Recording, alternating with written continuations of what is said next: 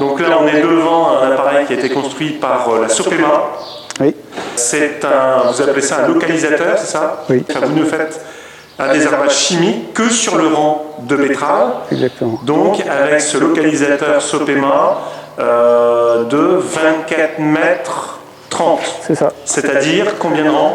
Ça fait 54 ans. 54 ans. 3 fois 18 rangs. Ça, c'est quelque chose que vous faites depuis toujours, pratiquement. Oui. On a toujours localisé nos désherbants sur les betteraves. Donc le but principal, c'est de gagner au moins 50 € à l'hectare. Et l'intervent se fait donc avec cette bineuse agronomique? C'est ça, oui. Alors dans un premier temps, on va parler donc de ce matériel Sopema. Vous l'avez depuis quand, ce matériel? C'est la deuxième année. Deuxième année. Ça a été construit selon votre cahier des charges? Ou c'est une construction... J'ai été à une manifestation organisée par l'ITB l'année dernière, non, il y a 2 ans, à côté de Chalon-sur-Marne, et c'est là que j'ai rencontré M. Perrin, la société Sopema. Ouais, le directeur de la société. J'avais toujours en tête d'arriver à localiser sur plus large qu'un train de semoir. Et là, j'ai trouvé quelqu'un qui le faisait en 3 fois 12 rangs. Il fait des 3 fois 12 rangs à 50. Donc je lui ai demandé s'il voulait bien me faire une 3 fois 18 rangs à 45.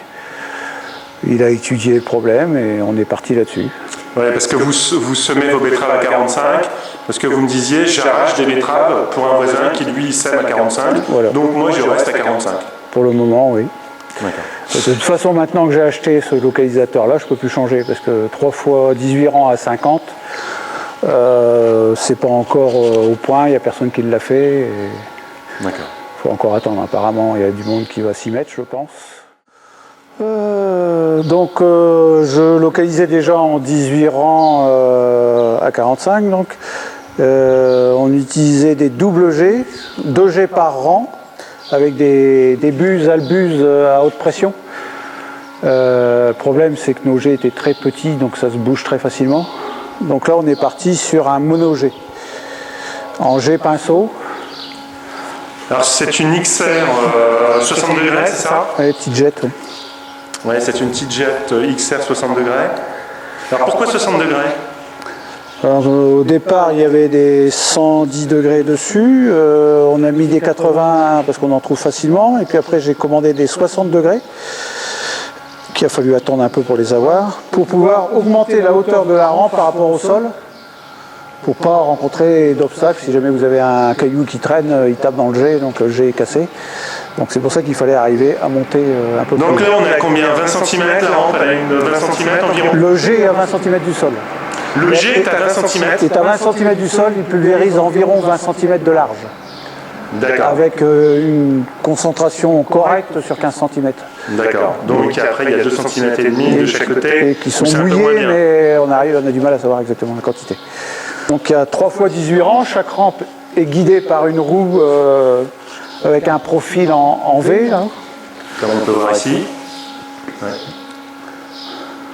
Donc on pose cette roue dans la trace qu'on a fait en semant avec des disques, un disque en fer monté sur le semoir. Ouais. En fait, ici, la roue est souple. Hein. Enfin, on la voit ici, aussi ici. C'est une roue souple. Elle est souple. C'est caoutchouc. Oui, c'est un pneu, mais il ne faut pas qu'il soit souple. Il est gonflé à 4 kg. D'accord, mais c'est pas métallique, c'est ce que je veux dire. D'accord. Et pourquoi en fait on ne met pas une roue métallique avec cette forme-là? Pourquoi est-ce qu'on opte plutôt pour... C'est plus souple, ça use moins. Ça use moins. Le fer, à cette vitesse-là, il ne va pas durer très très longtemps. Parce que vous avancez à quelle vitesse? Là, on pulvérise entre 12 et 15 à l'heure sans problème. Voir les pièces très à plat, les grandes pièces, on peut monter même plus que ça. Une fois que l'engin est en place, c'est posé dans les traces, il n'y a pas de souci, on peut rouler. Après, c'est la pression qui limite, quoi. La pression pulvérisation, c'est combien? On essaye de marcher à 2 kg. Donc on essaye entre 2 et 2,5 quoi. D'accord. Donc vous avez le manomètre ici devant. Oui. Bon après ce sont des éléments qu'on retrouve classiquement sur un pulvérisateur. J'ai racheté une cuve parce que j'en avais plus, une cuve portée arrière d'occasion. pour récupérer la cuve et la pompe. Et dessus, j'ai monté une régulation de chez Agrotronics. Ah, d'accord. En DPAE, donc débit proportionnel à l'avancement. D'accord. Quelle régulation vous avez montée? La Pulvix 700. Pourquoi est-ce que vous avez mis des roues là à l'arrière là? C'était au départ parce que mon ancien localisateur était monté comme ça. Mais mes rampes étaient montées de chaque côté ici. Ah d'accord, la cuve était devant. Voilà. Non, derrière. Ah, et le localisateur était derrière, tout était derrière. Ah oui. Tout était derrière.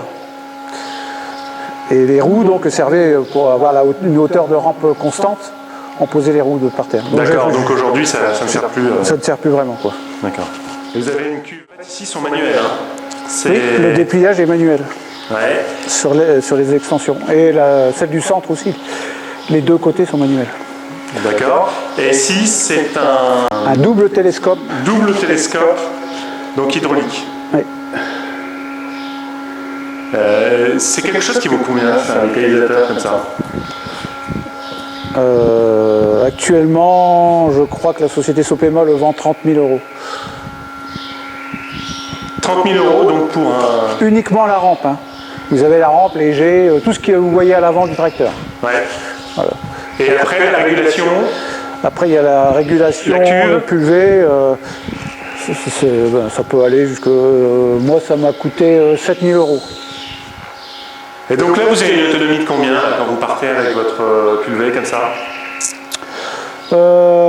Donc ça fait 24, comme je vais de 45 litres, j'ai une pièce de 27 hectares, j'arrive à la faire. Donc j'essaye de faire un pulvé par pièce pour essayer de déplier le moins souvent possible parce que c'est quand même ce qu'il y a de plus long à faire quoi. Mon fils a compté l'autre jour, il met 4 minutes pour tout déplier. 4 minutes pour tout déplier? Tout seul, 4 minutes pour tout déplier. D'accord. Je vois que c'est assez haut quand même là. Oui, on est limite en hauteur. Hein. Vous êtes ça. Parce qu'après il faut le lever forcément sur la route. Ouais. On a quel 4 mètres 10. 4 mètres 10 4 mètres 10 posés. 4 mètres 10 posés, ça veut dire qu'on arrive peut-être à 4 mètres 50, 40-50, ouais. Oui, c'est très haut. C'est très haut, ouais. C'est pour ça que ce repliage en 3 fois 18 rangs à 50 n'est pas possible, quoi. Oui, on serait beaucoup trop haut. D'accord. Donc il y a eu pas mal d'améliorations faites. Je pense que ça commence à devenir... La première fois qu'il est arrivé, il n'y avait pas de roues profilées. Parce que dans la Marne, avec des roues comme les roues de support de rampe, eux ils marchent qu'avec ça et ça marche chez eux. C'est toujours à plat. Hein. Eux ils sont toujours à plat, du blanc partout. Quoi. Pas d'argile, pas de terre collante. D'accord. Parce que là, avec des roues profilées comme ça, moi j'ai des fortes pentes et que je sème en travers de la pente. Et si on n'a pas ça, ah oui, non, ça pourrait pas marcher quoi. Ouais.